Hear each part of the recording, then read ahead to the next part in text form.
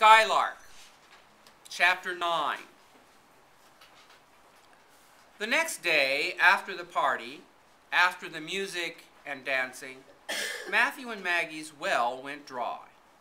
They drove their wagon to our house to say goodbye, and I could hardly look at Sarah's face. The wagon was packed with furniture and clothes.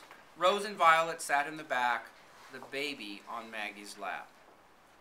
"I'm sorry to be leaving you, Jacob," said Matthew. "It's all right, Matthew. I know," said Papa. "I'll miss you," Sarah said to Maggie. Her face was tight, to keep all her feelings from coming out. She reached out to touch the baby's hand. "We'll be back," said Maggie. Tears came down her face. "We'll be back," she repeated. The baby began to cry as the wagon drove out of the yard. When Sarah turned to look at Papa, tears sat at the corner of her eyes. "They'll be back," said Papa. He watched the cloud of dust that followed Matthew's wagon down the road. His eyes narrowed against the sunlight. That night I dreamed about roses and green fields and water.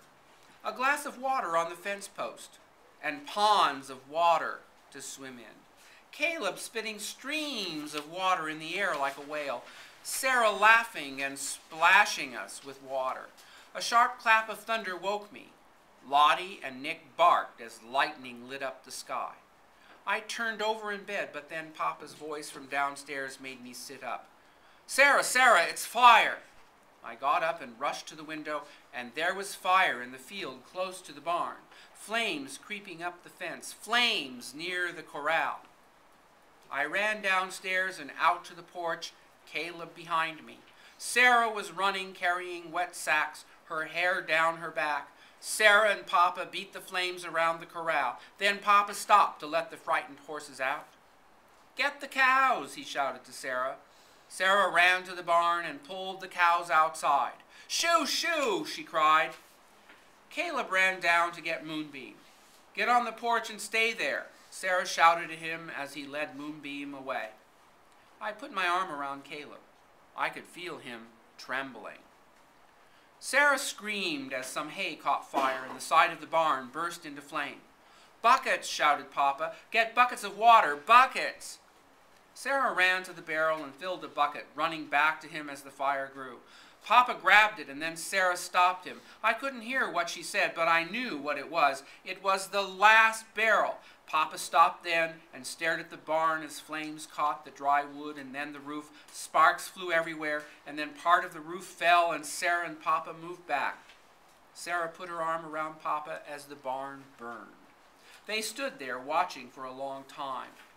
Papa turned once to look away from the fire, and I could see his eyes shining red from the fire. I had never seen Papa's face so sad.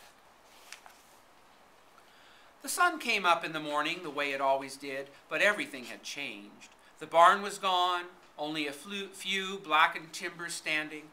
The cows walked in the yard, the sheep in the cornfield looking for green grass. I stood at my window and watched Sarah and Papa talking by the clothesline. I saw her shake her head no. I saw Papa take her hand. She shook her head again. Then Papa put his arms around her. I knew we would have to go away. They told us at dinner time. "Maine," said Caleb. "Are you coming too, Papa?" Papa shook his head and looked at Sarah.